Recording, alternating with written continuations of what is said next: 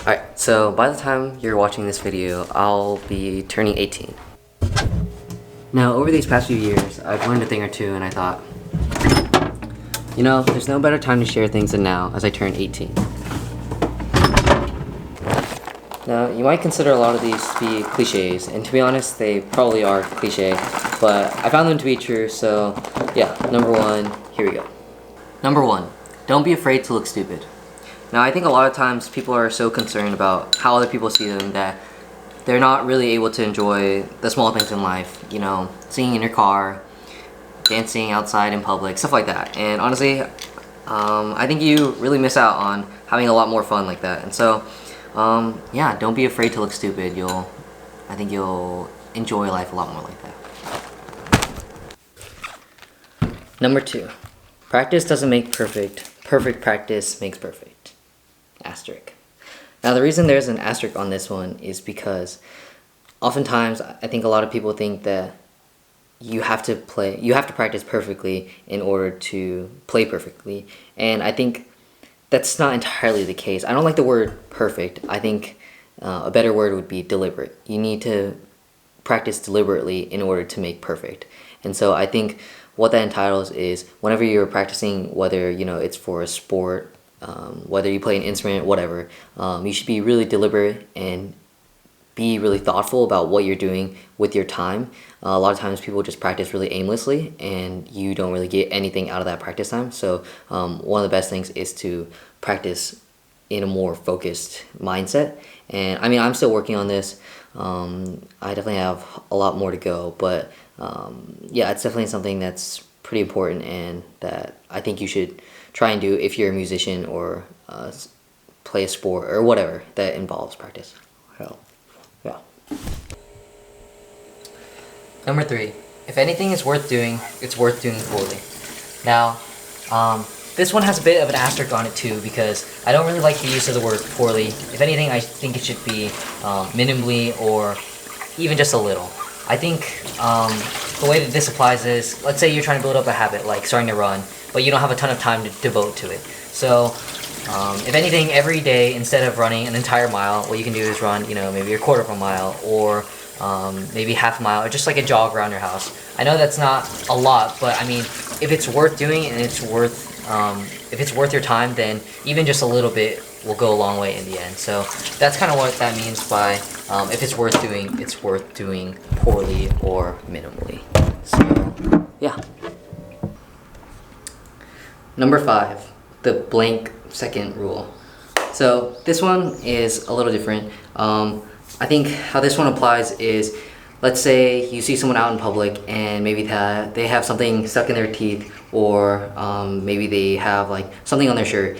If it takes them less than, you know, X amount of seconds to get rid of it, and if they can do it like easily and quickly, then you should tell them. But let's say it's something else, like they have a stain on their shirt or it's something that they can't fix in, you know, a minimal amount of time, then a lot of times you just shouldn't tell them because honestly, like obviously you mean it in a good way, in good intent, but a lot of times all that's gonna do is make someone feel embarrassed because they know that they can't do anything about it at the moment. So really the gist of it is if they can get it done and get it out of the way in, you know, a certain amount of time, the blank number of seconds, then you should tell them. So yeah.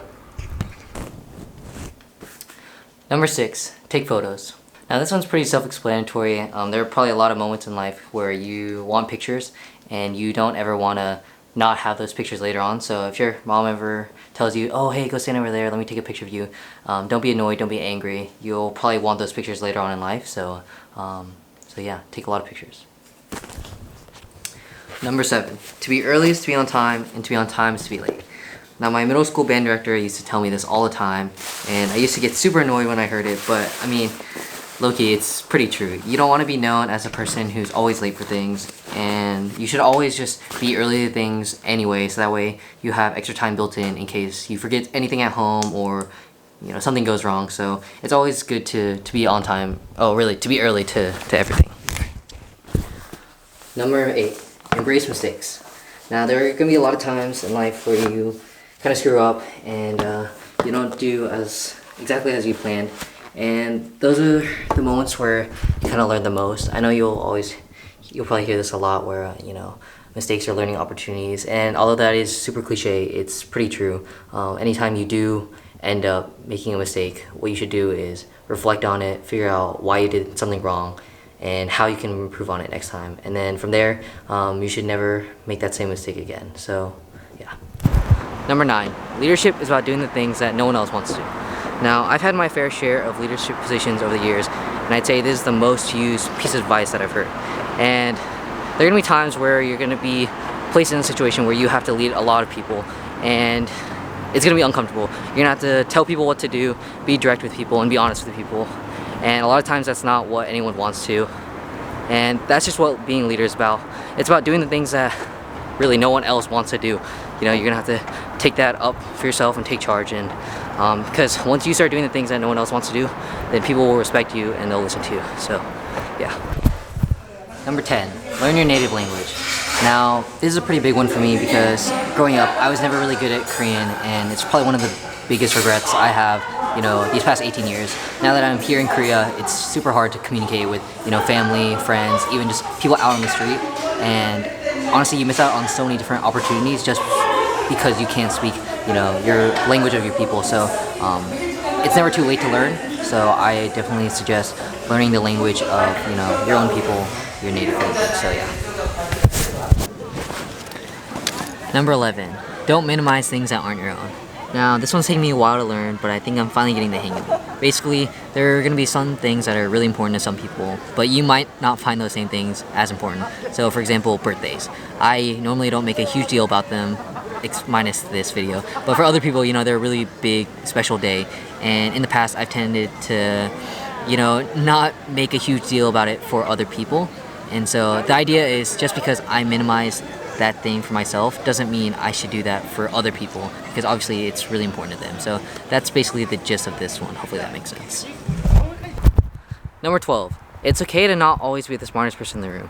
Now, there are going to be a lot of times where you're surrounded by a lot of people who are definitely a lot smarter than you, and honestly that's perfectly fine. It's okay to be in that situation because you can use that as a chance to ask questions no matter how stupid they are. And honestly, it's a lot better to ask questions early on when you're first learning something rather than later on when you're all the way through the course and you have to ask the exact same question, because then at that point it really is a stupid question. So ask early on, don't be afraid to, you know, ask for help, because there are always going to be people there to help you no matter what situation you're in. So yeah. Number 13, it's okay to say no. Now, this one applies in a lot of different situations, but the best I can think of is when a friend asks you for help. Now, a lot of times, the most immediate thing you're going to want to say is, yes, of course I can help, but you need to always make sure that you yourself are in a good spot before you start helping others.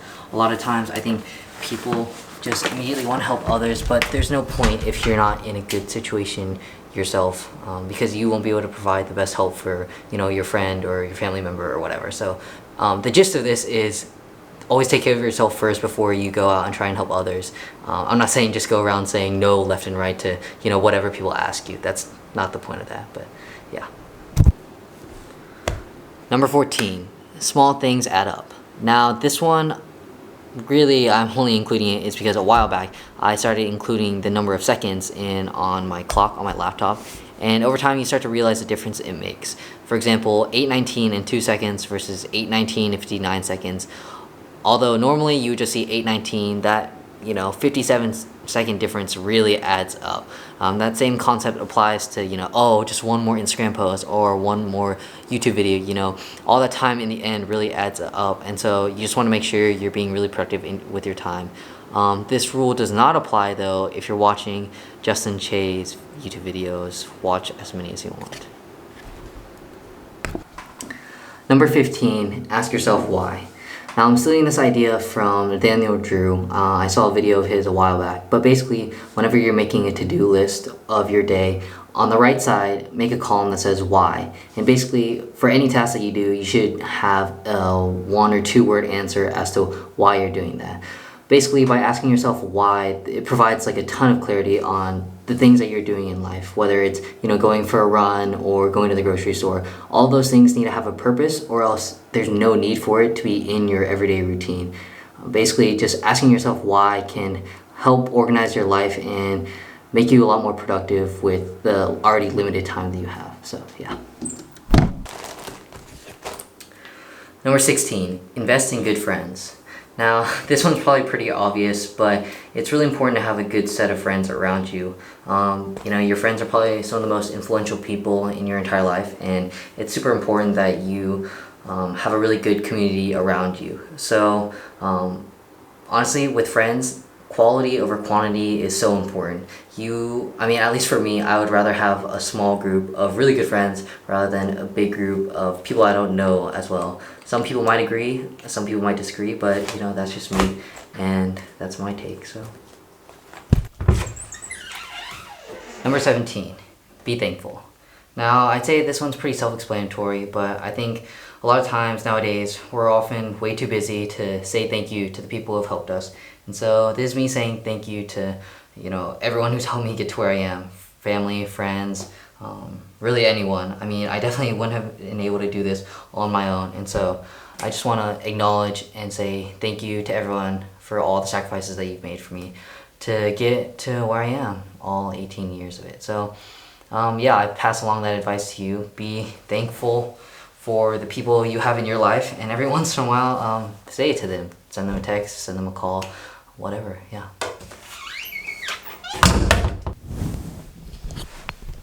And finally, number 18, learning to apologize.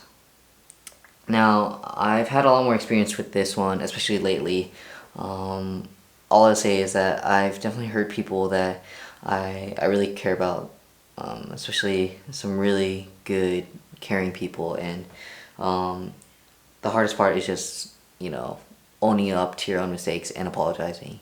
And so it's definitely a good skill to be able to do, just, owning up to any mistake or any of your own faults and saying, hey, look, I did something wrong, I'm owning up to it, and I want to ask for your forgiveness. And so, it's just learning to apologize. That's probably one of the biggest things, so, yeah.